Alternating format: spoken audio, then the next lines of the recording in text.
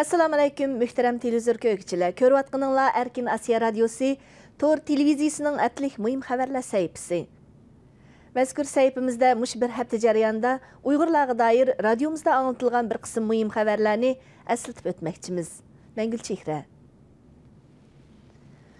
1 dekabrdagi Dunyo AIDS kuni munosabati bilan muhojiratdagi Uyg'ur jamoati va sayya sohasidagi munosabatli kishilar Uyg'ur elining 2016 yillik AIDS yuqum ahvoliga yaqindan diqqat qilmoqda.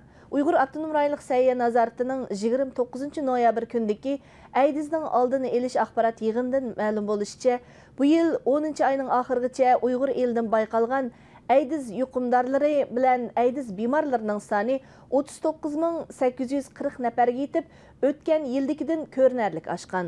Uyg'ur elidagi AIDS yuqumdorlarining janubdagi Oqsu, Qashqa va Xotan qatorliq Uyg'urlar markazlik o'ltiraqlashgan viloyatlarda davomli ish berishi sahiya sohasidagi yanama andishlarni qo'zg'amoqda.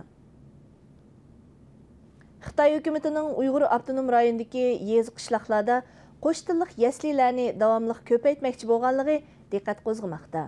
Uyg'ur avtonom rayonlik doiralar 28 noyabr kuni maxsus yig'in ochib, 2017 yili butun Uyg'ur elidagi qo'sh tillik yaslilarning sonini 4387 ga, janubdagi qo'sh tillik yaslilarni 3223 ga yetkazishni qaror qilgan.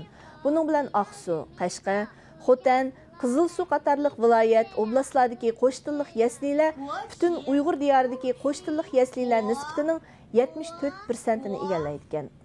Dunyo Uyg'ur qurultiyi bu haqda ko'p qitim bayonot e'lon qilib, Xitoy hukumatining Uyg'ur elida yurgizayotgan ma'arif sohasidagi eritib tugutish strategiyasining asosligi yasli ma'rifini nuqta qilayotganligini pash qildi. Uyg'ur elidan kelgan inkaslardan ma'lum bo'lishicha, doiralarning yez qishloqlardagi Uyg'ur yoshlarini tansi o'ynashga tashkillayotganligi, hatto haydakchilik qilayotganligi ma'lum bo'lmoqda. Yaqında ijtimoiy taratqularda tarqalgan sim ko'rinishlarimi doiralarning Qashqa, Xotan va Oqsu qatorliq viloyatlardagi yez yoshlarini tansi o'ynashga majburlayotganligini dalilladi. Bu haqda radiomizga inkas bergan Arzu Nurmamat, Jo'jang o'lkasining Yivu bozoridan yurtlariga qaytarilgan Uyg'ur tijoratchilarining kent kadrlari tarafidan tansi o'rganishga majburlanganligini bildirdi. Doiralarning Uyg'ur elidagi aholilarning pasportini yig'ilish uqtirishi xalqaro taratqularda kuchli g'ulg'ul qo'zg'ayotgan bir paytda chet elga chiqib kirdigan yoki chet elda uy setib olgan Uyg'urlarning avorchilikqa duch kelayotganligi ma'lum bo'lmoqda. Egallanishiga qaraganda yaqindan buyon so'z setiq yoki sayohat bilan Turkiyaga chiqqan va yoki Turkiyadan uy setib olgan Uyg'urlarning soqchilarning savol so'roqlariga uchrayotganligi bilinmoqda.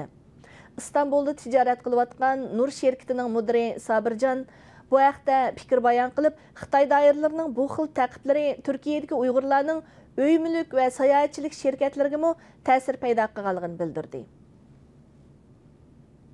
Yevropa inson haqlari sudi 11 oyning 30 kuni Turkiya saqchi doiralari tomonidan tutib turilayotgan diniy zot va jamoat arbobi Abduqodir Yapjan delosi haqida qaror e'lon qilgan. Mazkur qarorda Abduqodir Yapjanni Xitoyga yoki Turkiyadan boshqa 3-chi bir davlatga avatishga bo'lmaydiganligi, Turkiyaning Yevropa inson haqlari sudiga a'zo davlat bo'lish sifati bilan mazkur sudning qaroriga hurmat qilishi lozimligi ko'rsatilgan. Bu haqda inkas qaytargan Istanbuldagi Sharq Turkiston ma'rif va hamkorlik jamiyatining raisi Hidoyatulloh O'g'izxon apandi Yevropa inson haqlari sudining bu qarorini qarshi olganligini bildirdi.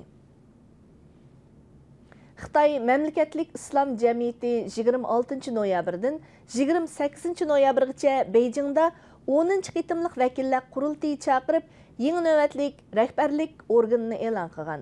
Mazkur jamiyatning raisligi bilan bosh kotibligiga yana Tungan musulmonlar ko'rsatilgan. Uyg'urlardan ko'rsatilgan nomzodlar faqatla mazkur jamiyatning 20 nafar muavin rais ichida oz sonliq o'rinni tashkil qilganligi ma'lum. Ma'lum bo'lishicha, qurultayda Xitoy Islom diniy jamiyatining nizomnomasiga tuzatish kirgizilib, diniy asabiylikka qarshi turish va islom dinini Xitoycha alaydilikka yuzlantirishda ching turish ta'kidlangan ekan. Muhojiratdagi Uyg'ur kuzatuvchilar bilan diniy sohadagi arboblar bu haqda jiddiy inkas qaytirdi. Dünya Uyghur Qurultayı Dini İşlar Komitetining müdiri Turg'unjon Alaviddin fikir bayon qilib, Xitoyning islom dinini o'z manfaati uchun xizmat qildirish siyosatini tanqid qildi. Hürmetli televizor köygüçiler, yuqorida Erkin Asiya Radiosi Tor televiziyasining haftalik xabarlar programmasini ko'rdinglar. Kelar hafta ko'rishaylik. Xayr xo'sh.